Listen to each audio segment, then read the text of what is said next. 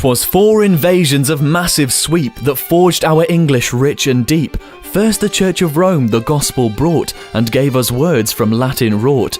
Next Viking ships with sword and shield sailed to England to make her yield.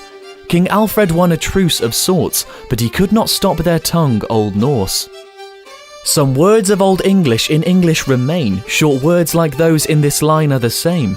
Then Norman invaders gave French prestige, so for English folk, from serf to liege, cow became beef and pig became pork, as bottles of bubbly French came uncorked. Then next up was Greek and Latin again, oh yes, it's the Renaissance rushing in.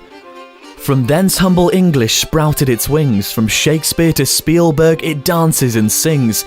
It zings through our phone lines and blinks on our screens, all over the world our English careens. In truth it's become, as some dare to say, the first global language in history today. This is just the beginning, so come have a look. There's more on the website, or just buy the book.